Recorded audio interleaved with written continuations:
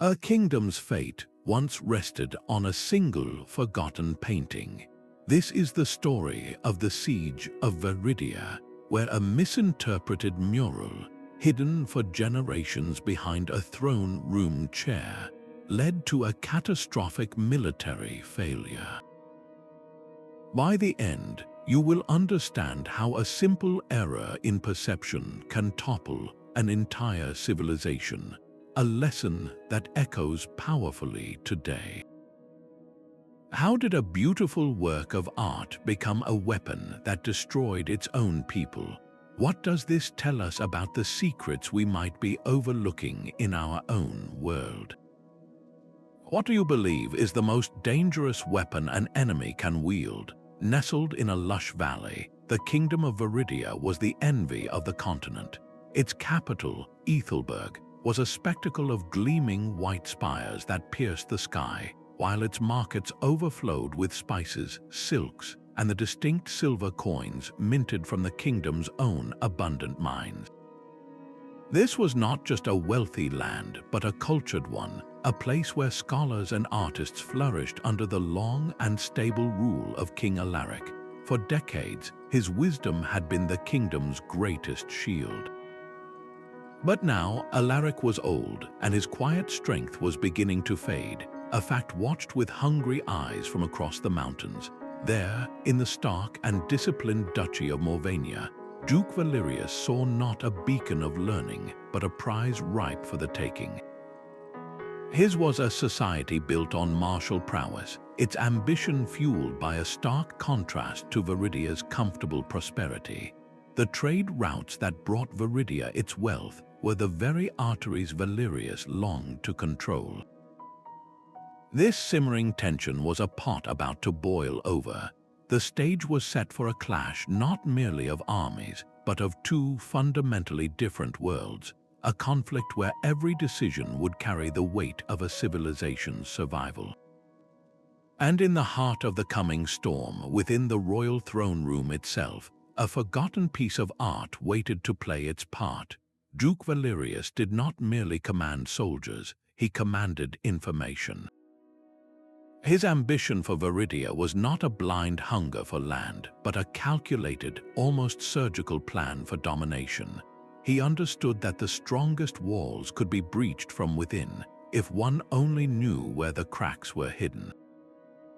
So while his blacksmiths forged swords, his scholars studied poetry. While his troops drilled in formation, his spies memorized the layout of Ethelburg's market squares and the rhythm of its daily life. Valerius was obsessed with the stories a kingdom told about itself, the legends whispered to children and the murals painted in its halls. He believed these cultural touchstones were a map to a people's deepest fears and greatest weaknesses. This made his impending assault far more dangerous than a simple show of force. It was to be a psychological campaign, a deliberate attack on Veridia's very identity. He was not just preparing to break down their gates, he was preparing to dismantle their spirit. This intellectual approach meant every piece of intelligence, no matter how small or seemingly insignificant, was a potential weapon. And the most powerful weapon of all would be the one the Veridians had forgotten they even possessed. These walls were a masterpiece of military engineering, a layered defense designed to bleed an army dry long before it ever reached the inner city. The primary barrier was a double curtain wall of granite and limestone, its surface studded with iron bands to shatter siege rams. At regular intervals along its length stood massive bastions, towering stone platforms that allowed archers to fire along the face of the wall itself, creating deadly crossfire zones where no attacker was safe. The main gate was a fortress in its own right, protected by a reinforced ironwood portcullis and a complex series of deadbolt locks that required 3 separate keys, each held by a different captain of the guard, to open from within. But the defenses did not end at the skyline. Far below the streets, a network of deep aqueducts channeled fresh water from mountain springs directly into the city's cisterns. while immense granaries, carved into the bedrock beneath the citadel, held enough salted meat, grain, and dried legumes to sustain the entire population for at least 2 years. On the battlements, heavy ballistae, capable of launching spears the size of small trees, were positioned at key vantage points to target enemy siege engines. To any general surveying the city, the message was clear: a direct assault would be a futile massacre. This was the precise calculation Duke Valerius made, staring at his own maps and spies' reports. He saw a fortress that could not be taken by force, a puzzle that could not be smashed. His only viable strategy was not to break the walls, but to outthink them, to find the one flaw the architects never saw because it was not made of stone, but of perception. The throne room was a testament to Veridia's enduring spirit. Sunlight streamed through towering stained glass, casting colored patterns across a floor of polished river stone. Along the walls, vast tapestries told the kingdom's story in woven thread, from its founding beside a sacred spring to its victories in forgotten wars. Every element was a deliberate choice, a symbol meant to inspire awe and reinforce the legacy of King Alaric's line. The throne itself, hewn from the heartwood of the kingdom's first sacred oak, was more than a seat. It was the living center of this power. And positioned just to its right, facing the court, stood a heavy, high-backed chair of dark, intricately carved walnut. To any visitor, it was simply a piece of furniture for a royal advisor. Its true purpose, however, was far more subtle. In rooms designed for ceremony, the placement of an object is never casual. A banner might hide a drafty archway. A statue might block a disused servant's door. This particular chair, with its solid back and substantial bulk, served to conceal a section of the wall that the architects had deemed too plain for such a grand space. Behind it, hidden from view for generations, was a mural painted directly onto the stone. It was not a grand depiction of battle or coronation, but something far older and more enigmatic, a relic from a time when kings were chosen by the whisper of the wind and the turn of the seasons. The court had long forgotten its meaning, seeing it as mere decoration, a fragment of an archaic past. But in a kingdom under siege, even forgotten things remember their purpose. How many times did a young Prince Alaric trace those faded lines with his fingers, never guessing they held a map to his kingdom's fate? The artist Ilara had painted in an era of profound peace, a time when Veridia's greatest concerns were the harvest and the creation of beauty. Her mural was not a battle standard but a spiritual anchor, a visual prayer depicting the kingdom's mythical origin, the Covenant of the Spring. In this foundational legend, the first queen, Lyra, did not conquer the land with an army. Instead, she knelt at a sacred spring and through an offering of humility and respect, secured a pact with the ancient spirits of the forest. These beings, depicted in the mural as shimmering, humanoid forms woven from light and vine, granted their blessing, ensuring the valley's eternal fertility and protection. This was the core of Veridia's identity, a belief that their sovereignty was rooted not in force but in a sacred agreement with the land itself. Ilara's genius lay in her symbolism. She painted a radiant silver chalice, representing the purity of the queen's intent and the life-giving waters of the spring. She surrounded the figures with lush, intertwined vines, a clear symbol of the unbreakable bond between the people and their home. But her most critical and ultimately most disastrous detail was almost hidden in the background. Behind the main scene, subtly woven into the depiction of the mountain range, was a narrow, winding path. To Ilara, this path was metaphorical. It represented an unforeseen solution, a divine path that opens in times of true need, a promise that no crisis is without a hidden exit if one has faith. It was a spiritual escape route, not a physical one, Yet as generations passed, this nuanced meaning was the first to evaporate. The chair was shifted during a renovation to accommodate a new tapestry. The court historians who inherited the stories did so as fragmented, half-remembered tales. The mural faded from a living scripture into a decorative artifact, its deepest secret waiting silently in the shadows. Panic is a lens that distorts everything it touches. As the Morvanian siege lines tightened around Ethelburg, the air in the throne room grew thick with a desperate fear. King Alaric's war council, a gathering of his most trusted generals and advisors, argued over dwindling options. It was in this frenzied state that a sharp-eyed captain noticed a sliver of faded color behind the heavy walnut chair. Driven by a need for any sign, any omen, they dragged the chair aside, revealing Ilara's forgotten mural to a room of desperate men. They did not see a story of spiritual covenant. Their minds, poisoned by the immediate threat of Duke Valerius' army, fixated on a single, terrifying detail in the background. A stylized tower shone with cracks running through its base, as if it were crumbling. To the council, this was not a mythological symbol. It was a direct and devastating prophecy of their own mighty walls collapsing. Their interpretation spiraled from there.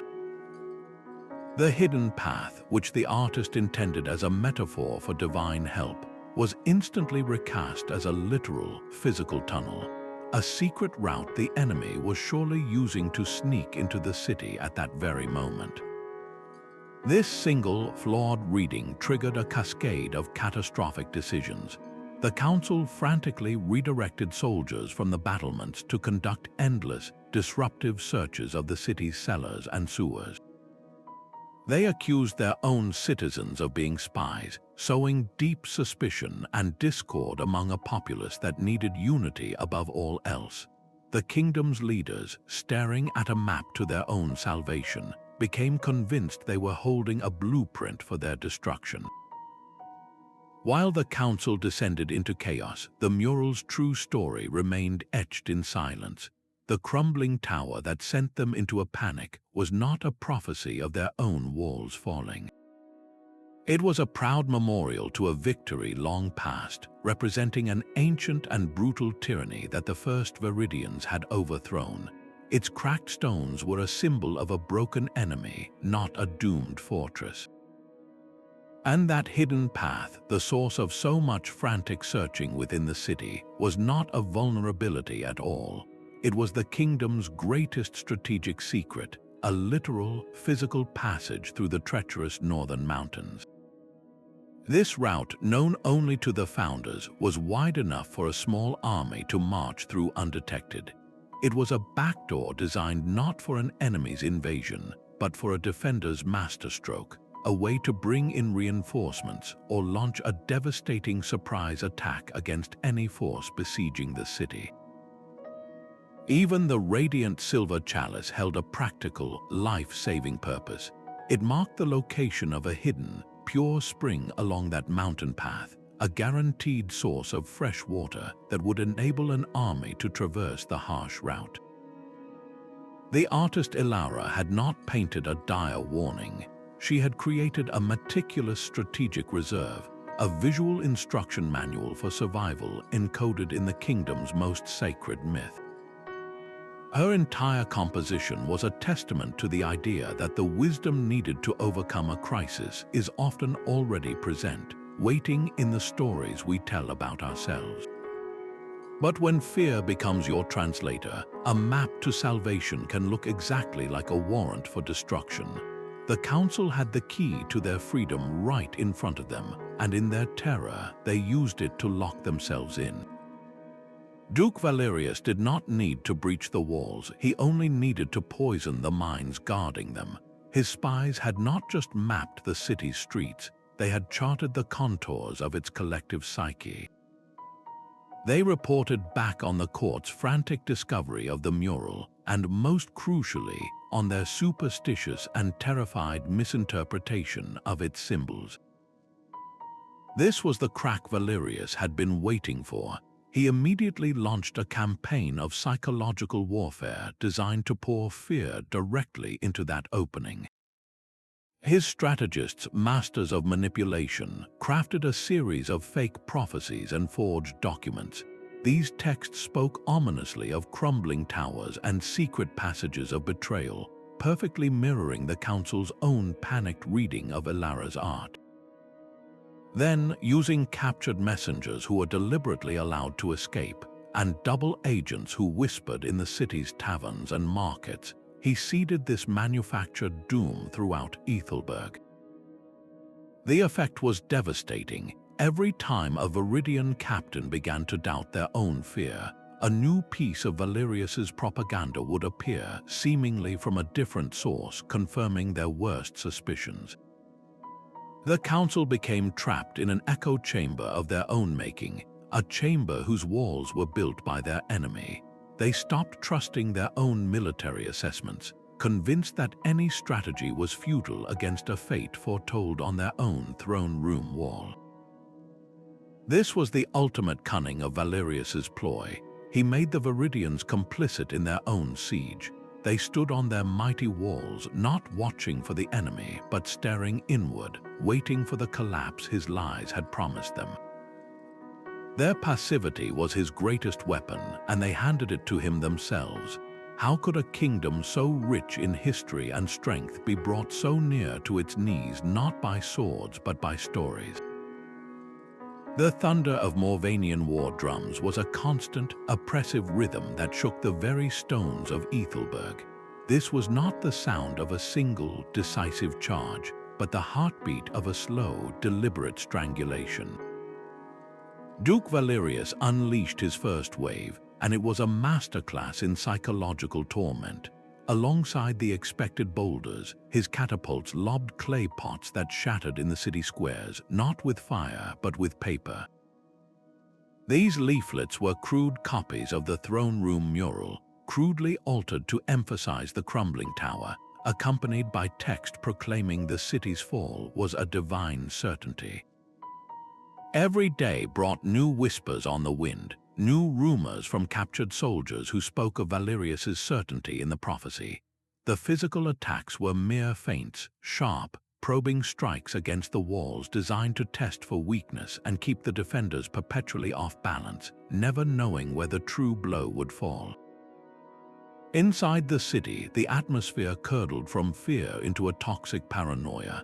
The War Council, once a place of decisive action, became a theater of frantic debate.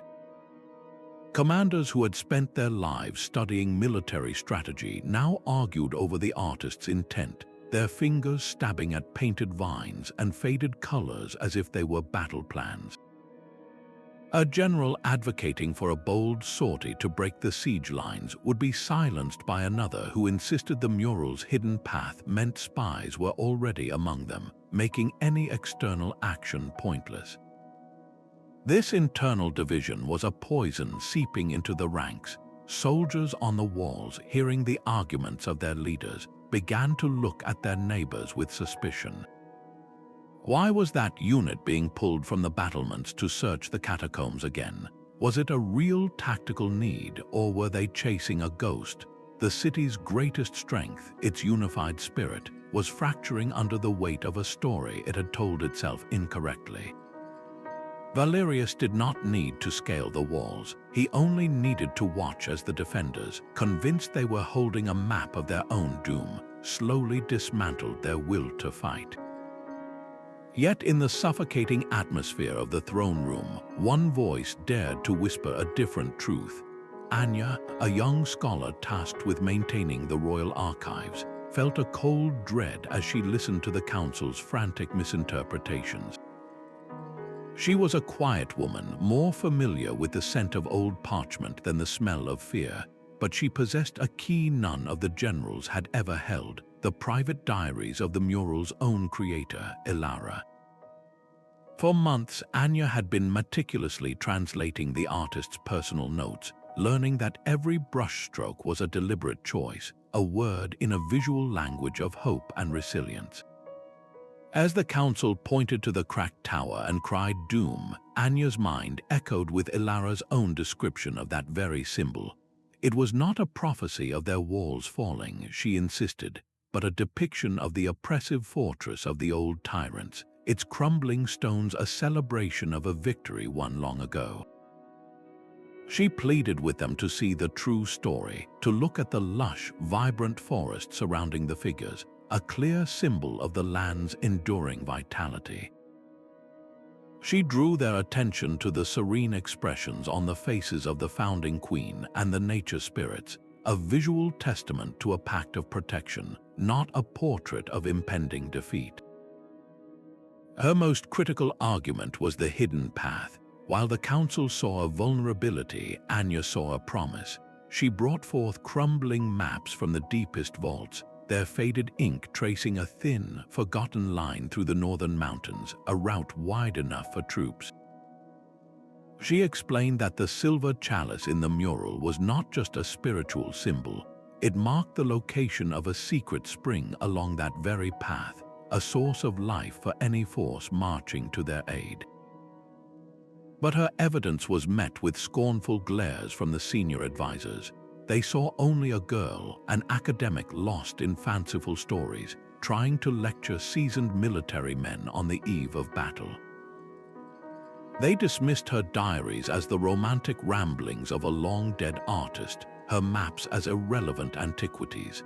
In their fear, they clung to their own grim certainty, believing that acknowledging her interpretation would be an admission of their own catastrophic error. Anya's voice, the one thread of reason that could have led them out of the labyrinth, was silenced by the roar of tradition and pride. A kingdom's fate now hung in the balance, not for a lack of information, but for a refusal to listen to the one person who truly understood the map they were using to navigate their own destruction. The citadel began to guard its own ghosts. With their focus locked on the phantom threat of an internal breach, the Veridian commanders gave the order to abandon key defensive positions along the outer curtain wall. Elite units, trained for years to repel assaults from the ramparts, now stood watch over empty, echoing courtyards and the sealed archways of the lower city. They were staring at cobblestones, convinced the enemy would emerge from the ground itself, while the real enemy was massing just beyond the stone they had left undefended. The logic seemed unassailable to them. If the mural's hidden path foretold betrayal from within, then the most vital structures, the granaries and the central cistern, had to be protected at all costs. But this was a catastrophic misallocation of their single most precious resource, their soldiers. The mighty ballistae that once commanded the approaches now stood silent, their crews reassigned to patrol quiet alleys. The towering bastions, designed to create killing zones, were manned by a skeleton force of weary conscripts who could only watch as the Morvanian siege lines crept ever closer. This self-inflicted blindness was a gift to Duke Valerius, and his scouts did not miss the opportunity. They reported back on the strange quiet along entire sections of the fortifications, the missing glint of helmets on the battlements, the absence of patrols along the base of the walls. Valerius, a master of reading an opponent's disposition, immediately understood. His enemy was fighting a war inside their own heads, and he was more than happy to supply the weapons for it. He gave new orders, shifting the bulk of his heavy siege engines and his most seasoned assault troops to face the very areas the Veridians had stripped bare. The defenders, obsessed with a secret door that did not exist, had left the front gate wide open. How many times in our own lives do we guard against imagined threats, only to leave our true vulnerabilities exposed? A whisper in the throne room became a shout in the streets. The War Council's terrified interpretation of the mural did not stay confined to their debates. It leaked out, carried on the anxious voices of servants and the grim reports of junior officers. until the entire city of Ethelburg was breathing the poison of a misunderstood prophecy. The rumor took on a life of its own, mutating with each retelling. People no longer spoke of a painted tower, they spoke of a real one, the king's own tower, which was said to be cracking from its foundation. They whispered that the hidden path was not a mountain trail, but a network of tunnels running beneath their very homes, already filled with enemy soldiers waiting for a signal to rise up from the cobblestones. This shared belief in an inevitable internal collapse became a virus that attacked the city's spirit. The communal trust that had always been Veridia's bedrock began to fracture. A neighbor organizing a bucket brigade to douse a fire started by a Morvanian flaming arrow would be met with suspicious stares. Was he truly helping, or was this a distraction for the spies in the tunnels? Soldiers assigned to the walls, the city's first line of defense, found themselves peering into the darkened alleys below, their focus split between the real army outside and the phantom one they now believed was within.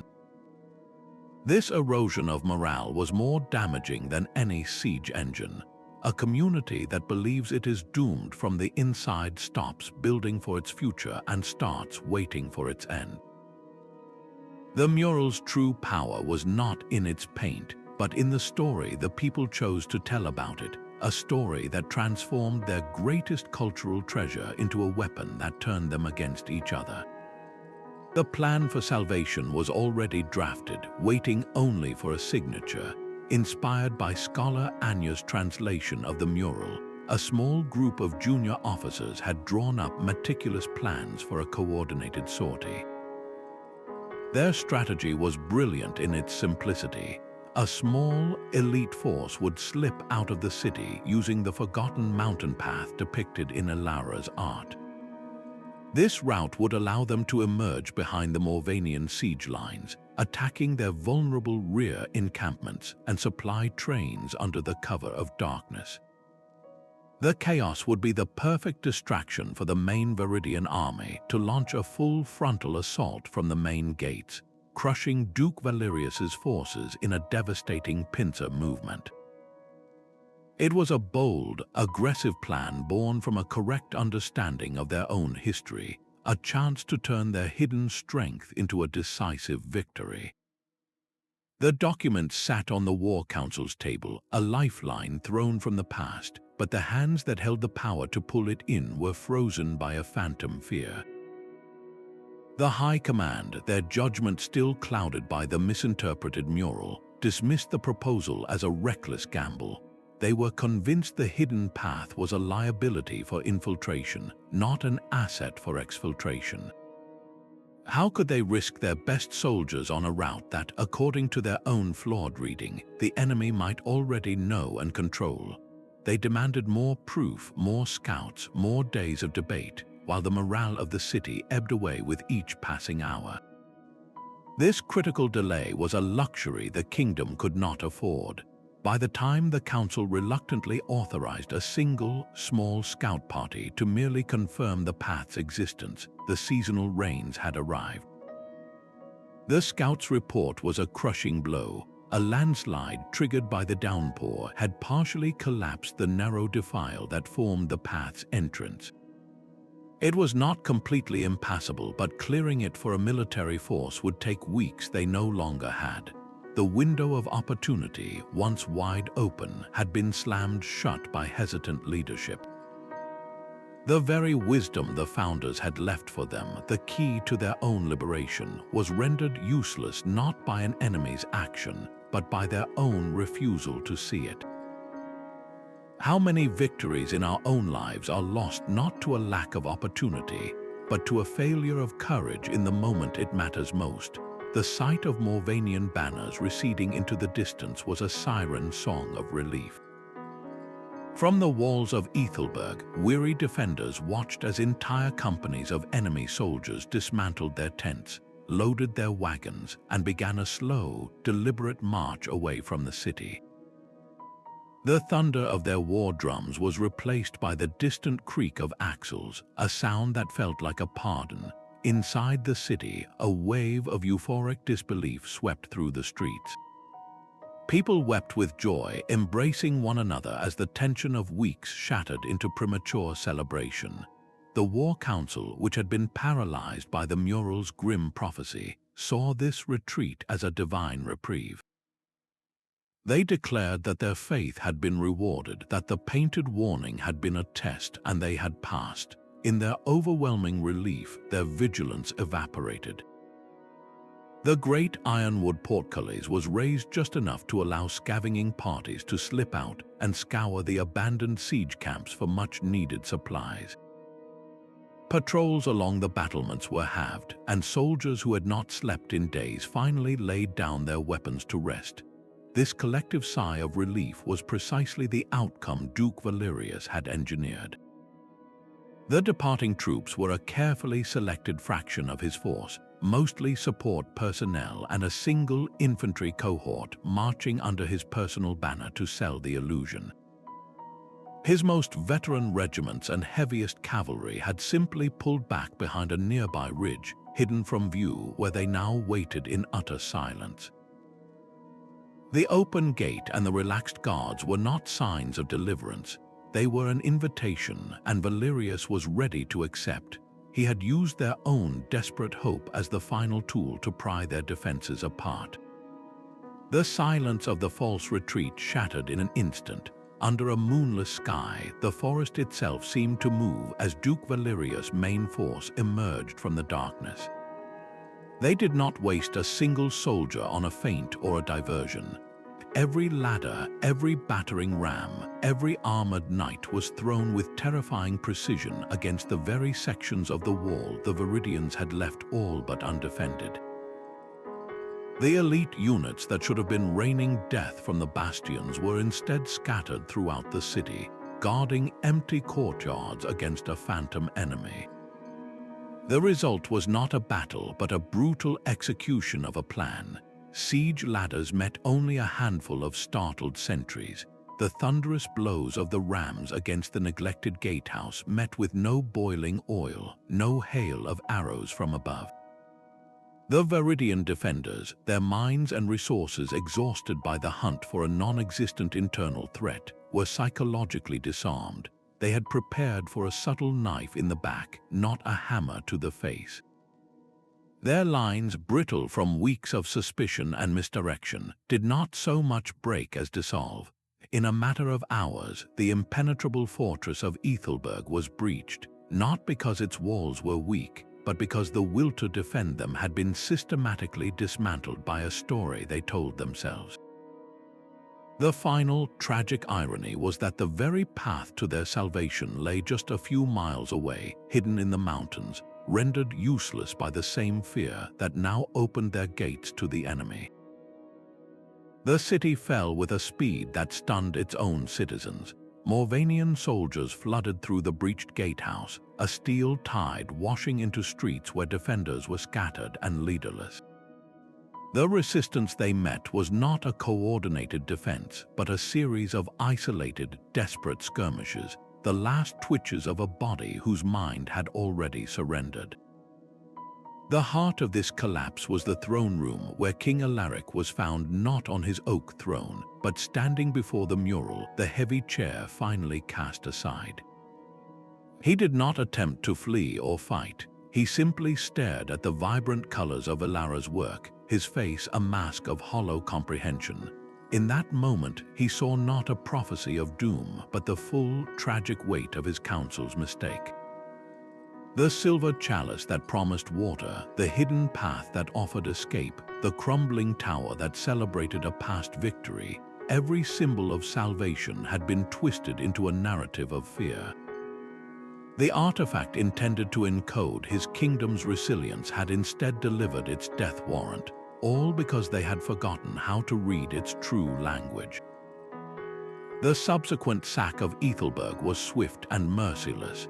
The granaries meant to sustain them for years were emptied into Morvanian wagons. The silver mines that minted their coins now fueled the treasury of their conquerors. The Kingdom of Veridia, a beacon of culture and wealth, ceased to exist in a single night. its people subjugated and its legacy rewritten by the victors. Its fate stands as a permanent warning, a stark testament to the fact that a secret kept for generations holds no power if the key to understanding it is lost. The legend of the siege did not die with the kingdom. In the years that followed, the story of Veridia's fall rippled across the continent, transforming from a historical account into a powerful cautionary fable. It was never told as a simple tale of a stronger army conquering a weaker one. Instead, it became a haunting lesson on the invisible vulnerabilities of any civilization. Parents warned their children about the dangers of ignorance, not of books, but of one's own heritage. Elders spoke of the poison of groupthink, where a room full of wise men can talk themselves into a collective stupor, silencing the lone voice of reason. The central, chilling moral was clear. A society that forgets how to read its own past is building its own tombstone with the very stones meant to protect it. This fable underscored a terrifying truth. The most dangerous weapon is not a new siege engine, but an old story misunderstood. And what stories are we misreading in our own lives, clinging to a fearful interpretation when the map to safety is right in front of us? Even Duke Valerius, the architect of the victory, seemed to understand the deeper nature of his triumph. It was said that in his own great hall, amidst the banners and trophies of his conquest, he kept a meticulously painted copy of Ilara's mural. He did not display it as a spoil of war, but as a sobering reminder to all who would lead. His lesson was that true victory seldom belongs to the army with the most swords. It goes to the commander who can first decipher the fears, the myths, and the forgotten secrets hidden in the heart of their opponent. The fall of Veridia stands as an eternal testament that a fortress is only as strong as the knowledge of those who stand guard upon its walls. The mural did not share the city's fate of permanent subjugation. Once the dust of conquest settled, Duke Valerius ordered the artifact itself to be carefully pried from the throne room wall. Its physical journey after that moment is a mystery wrapped in competing legends, each revealing a different facet of its profound legacy. The official Morvanian record states it was destroyed, its painted stones crushed to powder and cast into the river. This was a practical, final act of cultural domination, an attempt to erase the last potent symbol of Veridian identity and ensure no future generation could ever reinterpret its dangerous wisdom. Yet a more hopeful, persistent tale whispers through the generations. This story tells of a small band of loyalists, perhaps aided by the scholar Anya herself, who managed to swap the true mural with a clever forgery. In this version, the original was smuggled out of the burning city, wrapped in protective cloth, and hidden in a remote cave or a sympathetic monastery's vault. It was concealed not as a trophy, but as a sacred trust, waiting for a time when its message of resilience and hidden paths would be understood once more. Whether it was annihilated or merely sleeping in a secret tomb, the physical artifact vanished from history, becoming a ghost, but a ghost can often exert more power than a living thing. Its legend, the tragic story of its misinterpretation, refused to die. It grew into a universal parable, a stark reminder that the symbols we inherit are never inert. They are conversations with the past, and the meaning we choose to take from them can either build a fortress or open a gate for the enemy. What other hidden murals are we misreading in our own families, our own institutions, or even our own hearts, seeing only a warning of collapse where a map to resilience actually lies? The echoes of Veridia's tragedy resonate far beyond its fallen walls. This collision of art and perception is a recurring fault line in human history, a place where the meaning we assign to symbols can unleash tsunamis of consequence. Long before Duke Valerius weaponized a mural, Roman generals would consult haruspices, priests who read the future in the glistening entrails of sacrificed animals. A favorable reading, a liver lobe that looked robust and healthy, could send legions marching with invincible confidence. An unfavorable one, a discolored or misshapen organ, could halt an entire campaign, turning the tide of war based not on military logic, but on the interpretation of a visceral Rorschach test. This was not primitive superstition. It was an early form of psychological warfare waged against one's own army, where morale was a substance as tangible as bread or steel. Centuries later, the battlefields of medieval Europe were a kaleidoscope of coded messages. A knight's heraldic banner was not just a colorful flag. Its symbols, a roaring lion for courage, a soaring eagle for imperial ambition, were a silent language broadcast to friend and foe alike. To cut down that banner was not merely a tactical act, it was a profound psychological blow, a deliberate shattering of the identity and spirit it represented. Perhaps the most striking parallel lies in the great sieges of the Byzantine Empire. During the final, desperate defense of Constantinople, the city's defenders paraded revered religious icons along the battlements. These were not simple paintings, they were believed to be divine conduits, physical objects through which God's protection flowed.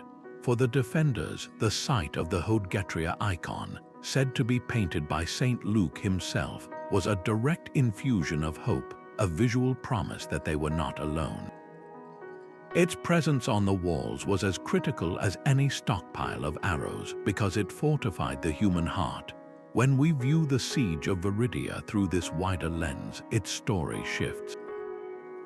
It ceases to be a bizarre historical fluke and becomes a poignant case study in a timeless truth. The most decisive conflicts are often fought not on open fields, but in the shadowy theater of the human mind, where a misunderstood mural can be as destructive as 1,000 trained soldiers. What other battles, we must wonder, were won or lost not by the sword, but by the symbol? The same psychological forces that toppled a kingdom are now engineered on an industrial scale. In the digital age, a misleading post can become a global mural in seconds, its meaning warped not by a dusty chair, but by algorithms designed to amplify fear and outrage. The siege engines of today do not hurl stones, they launch fabricated narratives and doctored evidence directly into the palms of our hands. A viral video clip, strategically edited, can ignite riots. A baseless conspiracy theory, laundered through enough online channels, can erode trust in democratic institutions. Just as Duke Valerius fed the Veridian council's paranoia with forged prophecies, bad actors today craft echo chambers that confirm our deepest suspicions, turning communities against themselves. The hidden path is no longer a mountain trail, but a rabbit hole of recommended content that leads us further from reality. Our modern throne rooms are our news feeds and social media groups, where we gather around digital artifacts whose origins and intent we rarely question. The defense, however, remains strikingly similar. It begins with a simple, powerful act of courage, the willingness to pause and ask, who painted this narrative, and what do they stand to gain from my belief? Media literacy is the new scholarship, the ability to read the symbols of our time with a critical eye. It is the modern equivalent of Anya pulling the true artist's diaries from the archive. In a world saturated with information, our most vital skill is not just consuming content but deciphering its purpose. The story of Veridia is no longer just a history lesson. It is a training manual for navigating the invisible siege we all now face. What digital mural are you staring at right now, convinced it shows an inevitable truth when it might only be a map of someone else's ambition? So what proof exists beyond the legend? For generations, the siege of Veridia was dismissed by mainstream historians as a compelling fable. a story too narratively perfect to be true, yet the ground itself began to tell a different story. Archaeological digs near the valley long associated with Ethelburg have uncovered the skeleton of a substantial settlement, and its final chapter is written in a layer of blackened stone and shattered pottery. This destruction layer is not the result of a slow decline. It is a stark, abrupt horizon of ash and collapsed rubble, sealed beneath centuries of sediment, and it dates precisely to the period when the siege was said to have occurred. This physical evidence paints a picture of a catastrophic, single event, a city that did not fade away but was brought down in fire and violence. Among the debris, excavators have found fragmented pieces of painted plaster. These artifacts display a unique and sophisticated artistic style, characterized by flowing, organic lines and a vibrant color palette that aligns perfectly with descriptions of Ilara's work. While no single fragment can be definitively matched to the legendary throne room mural, their presence confirms that this culture did indeed decorate its most important spaces with complex symbolic art. The story gains further credibility from the other side of the conflict. Moravanian chronicles from the era, though typically boastful and light on detail, contain a fascinatingly cryptic passage. They speak of a great victory achieved not merely by strength of arms but by, and this is a direct translation, exploiting the enemy's own superstitions against them. This is not a confirmation of a specific mural, but it is a powerful admission of strategy. It tells us that the Moravanian commanders believed they had won through psychological manipulation, a tactic that fits the legend's core premise perfectly. When you combine the physical evidence of a sudden fall with the existence of sophisticated murals and the enemy's own records of psychological warfare, the legend of Veridia transforms. It shifts from a pure myth into a haunting historical probability, a story rooted in a real tragedy where perception proved to be the most fragile defense of all. Ilara worked in a sunlit studio, her hands guided by a deep and abiding love for her home. Her goal was not to encode military secrets, but to capture the soul of Veridia in pigment and plaster. She sought to create a visual hymn, a permanent reminder of the sacred bond between the people and the land that sustained them. Every brushstroke was an act of faith, a prayer that future rulers would look upon this scene and remember that true strength flows from humility and respect, not from the sharpness of a sword. She was building a spiritual compass for her kingdom, a fixed point of moral navigation. The notion that her serene depiction of a divine covenant would one day be used to justify panic and paranoia would have been unthinkable to her. This tragic pivot forces us to confront a difficult truth about any act of creation. An artist pours their intention into a work, but they cannot control the eyes that will later see it or the fears that will color its interpretation. A song written for a wedding might become a funeral dirge. A novel satirizing tyranny might be adopted as its manifesto. The moment a piece of art leaves the sanctuary of the studio, it becomes a public conversation, and its meaning is shaped by the beliefs, biases, and historical context of everyone who encounters it. Ilara's legacy is therefore a deeply divided one. In one timeline, she is the gifted artisan who gave her kingdom a beautiful treasure.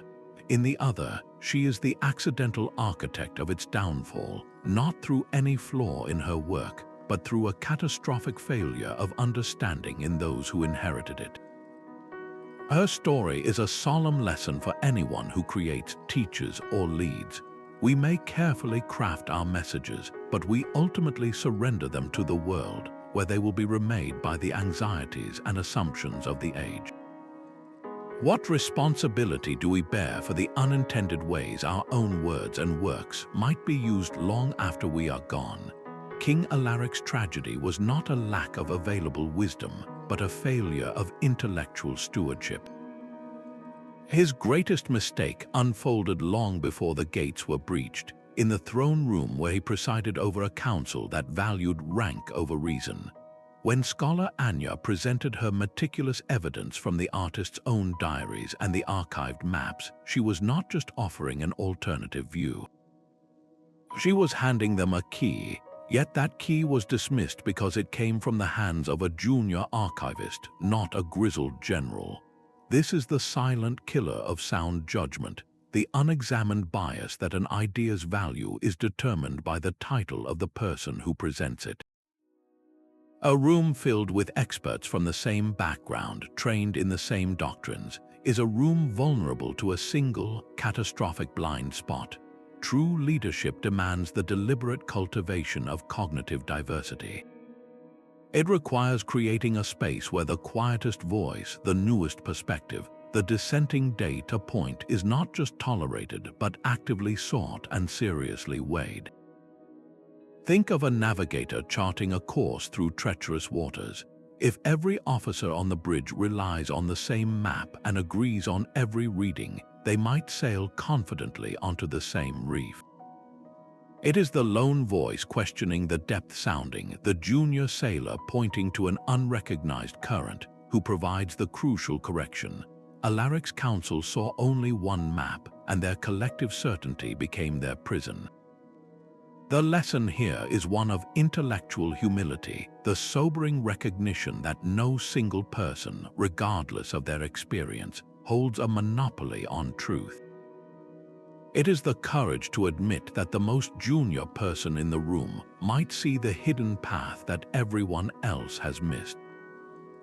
How many modern organizations, governments, or even families repeat this same error, making critical decisions in an echo chamber of their own making, while the evidence that could save them sits ignored on the margins? The Siege of Veridia teaches us that history is not merely a record of battles and treaties, but a chronicle of the symbols we choose to see and the meanings we assign to them.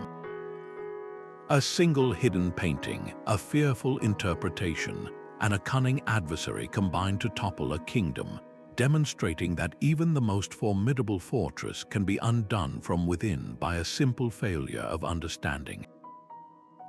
The real enemy was not the army at the gate, but the story they told themselves about the artifact meant to protect them. This principle echoes far beyond medieval walls. In our own lives, we are constantly surrounded by modern murals, from the news headlines we absorb to the cultural narratives we inherit. Each carries a potential for both profound insight and catastrophic misinterpretation. The challenge is to recognize when we are staring at a map of our own salvation, but seeing only a prophecy of doom, when our own anxieties are coloring the truth. Let this story be a lasting reminder to look beyond the obvious, to question our deepest assumptions, and to always seek the deeper truth hidden behind the heavy chair of conventional wisdom. The most powerful secrets are not always lost. Sometimes they are simply waiting for us to look at them with new eyes. If this journey into history's forgotten corners resonated with you, we would love to hear your thoughts on the power of perception in the comments below, and subscribe for more explorations into the lessons the past holds for our present. The story of Veridia's mural is far more than an isolated tragedy. It offers a powerful glimpse into the hidden battlefield where art, history, and warfare intertwine, a place where a single symbol can alter the destiny of nations. If this exploration of psychological warfare in the medieval world has captivated you, then our playlist on history's greatest blunders is your next destination. There, you will discover other astonishing collapses triggered not by overwhelming force, but by simple, catastrophic misunderstandings, from diplomatic slights that sparked wars to misread maps that led explorers into disaster. We are deeply curious to hear which historical moments you believe were shaped by a similar twist of perception. Does the story of the Trojan horse, a masterpiece of deceptive art, come to mind? Or perhaps a more modern political miscalculation rooted in a cultural blind spot? Share your thoughts and suggestions in the comments below. Your perspective enriches this collective exploration of the past. If you want to join us on this ongoing journey, please like this video, subscribe to the channel, and tap the notification bell. Every like, subscription, and comment fuels our research, helping us to unearth and share these forgotten narratives with a global community of curious minds. Together, we can keep peeling back the layers of history, one misunderstood mural at a time.